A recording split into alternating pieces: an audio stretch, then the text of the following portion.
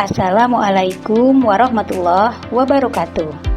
Salam dan bahagia, tergerak, bergerak, dan menggerakkan. Bertemu lagi dengan saya, Sri Maryani, SPD MBD, calon guru penggerak Angkatan 11, Kabupaten Banyumas dari SMK Negeri 1 Purwokerto. Kali ini saya akan menyampaikan tentang koneksi antar materi modul 1.4 budaya positif. Adapun tujuan pembelajaran dari koneksi antar materi modul 1.4 mengenai budaya positif ini adalah yang pertama, agar calon guru penggerak memahami keterkaitan konsep budaya positif dengan materi pada modul 1.1, 1.2, dan 1.3. Kedua, agar calon guru penggerak dapat menyusun langkah dan strategi yang lebih efektif, konkret, dan realistis untuk mewujudkan budaya positif di sekolah. Berikut kesimpulan mengenai peran saya dalam menciptakan budaya positif di sekolah. Seorang guru yang baik harus memiliki kemampuan dalam mewujudkan budaya positif di sekolah. Budaya positif tersebut dapat dijalankan dengan menerapkan konsep-konsep inti seperti 1. Disiplin positif. 2. Memahami motivasi perilaku manusia berkaitan dengan hukuman dan penghargaan. 3. Posisi kontrol seorang guru. 4. Membuat keyakinan sekolah atau kelas dan menerapkan segitiga restitusi dalam penyelesaian masalah. Yang pertama, tentang disiplin positif adalah cara penerapan disiplin yang mengajarkan anak bertanggung jawab dan menumbuhkan kesadaran diri berdasarkan nilai-nilai kebajikan. Dalam penerapan disiplin positif ini, lebih ke arah disiplin diri yang dapat mengontrol diri dalam melakukan segala tindakan, dan dapat membuat murid memahami dan menyadari berdasarkan motivasi internal, bukan akibat paksaan, pujian, atau bahkan hukuman. Yang kedua, motivasi perilaku manusia. Ada 3 motivasi perilaku manusia. Yang pertama, untuk menghindari ketidaknyamanan atau hukuman. Yang kedua, untuk mendapatkan imbalan atau penghargaan dari orang lain. Yang ketiga, untuk menjadi orang yang mereka inginkan dan menghargai diri sendiri dengan nilai-nilai yang mereka percaya. Seorang guru harus bisa mengetahui dan mencermati motivasi perilaku yang ditunjukkan oleh murid-muridnya. Untuk motivasi menghindari ketidaknyamanan atau hukuman, serta motivasi untuk mendapatkan imbalan atau penghargaan dari orang lain, maka kedua motivasi ini adalah motivasi yang didorong oleh eksternal. Seorang guru seharusnya mampu menumbuhkan motivasi internal dari dalam diri murid untuk menjadi orang yang mereka inginkan dan menghargai diri sendiri dengan nilai-nilai yang mereka percaya.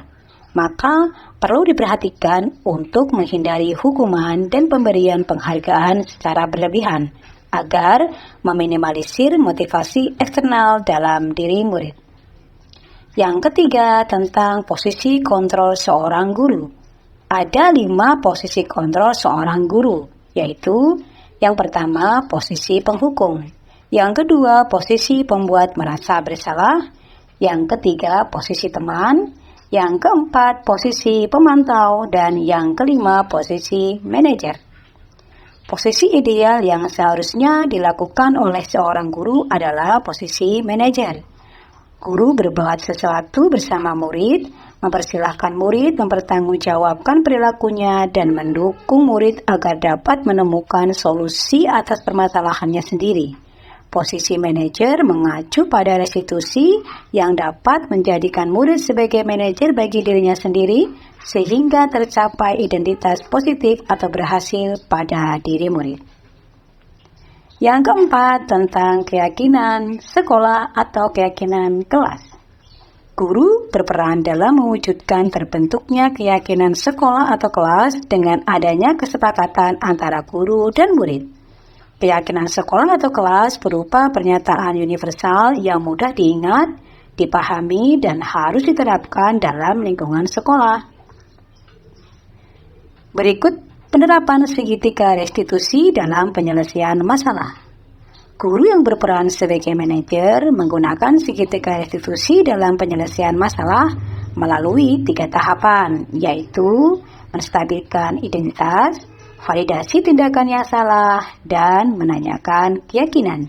Tujuannya untuk menghasilkan murid yang mandiri dan bertanggung jawab. Selanjutnya, bagaimana keterkaitan materi budaya positif pada modul 1.4 dengan materi sebelumnya di modul 1.1, 1.2, dan 1.3. Keterkaitan budaya positif dengan filosofis Ki Hajar Dewantoro, nilai dan peran guru penggerak, dan visi guru penggerak. Yang pertama, kaitan budaya positif dengan filosofis Ki Hajar Dewantoro. Dengan menjalankan budaya positif di sekolah, maka akan mempermudah dalam tercapainya tujuan pendidikan nasional sesuai dengan filosofis Ki Hajar Dewantoro, yaitu pendidikan yang berpihak pada murid dan bersifat menuntun tumbuh hidupnya kekuatan kodrat yang ada pada murid. Kedua, kaitan antara budaya positif dengan nilai dan peran guru penggerak. Budaya positif dapat terwujud jika seorang guru memiliki 5 nilai guru penggerak, diantaranya berpihak pada murid, mandiri, reflektif, kolaboratif, dan inovatif. Budaya positif dapat terwujud dengan mendorong kolaborasi antara semua warga sekolah dengan adanya keyakinan sekolah yang harus disepakati dan dijalankan bersama. Ketiga, keterkaitan budaya positif dengan visi guru penggerak. Salah satu perubahan yang dicita-citakan sesuai dengan visi guru penggerak adalah dengan mengimplementasikan budaya positif untuk mewujudkan iklim sekolah yang aman, nyaman, menyenangkan, dan berpihak pada murid. Untuk mewujudkan visi tersebut dengan membuat prakarsa perubahan sesuai dengan filosofis Ki Hajar Dewantoro dan profil pelajar Pancasila. Ikut refleksi saya pada koneksi antar materi di modul 1.4. Menjawab pertanyaan tentang sejauh mana pemahaman saya mengenai konsep-konsep inti yang telah saya pelajari di modul ini. Adakah hal-hal yang menarik untuk saya di luar dugaan? Ya, saya sudah memahami konsep-konsep inti dalam modul budaya positif berkaitan dengan disiplin positif, teori kontrol, teori motivasi, hukuman, dan penghargaan, posisi kontrol guru, kebutuhan dasar manusia, keyakinan kelas, dan segitiga restitusi.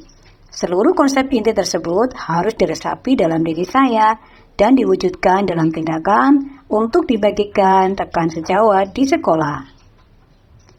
Selanjutnya, hal yang menarik bagi saya dan di luar dugaan adalah saat saya mempelajari motivasi perilaku manusia berupa penghargaan. Ternyata penghargaan dapat berdampak kurang baik bagi murid. Di antaranya dapat merusak hubungan, mengurangi ketepatan, menurunkan kualitas, mematikan kreativitas, dan bersifat menghukum.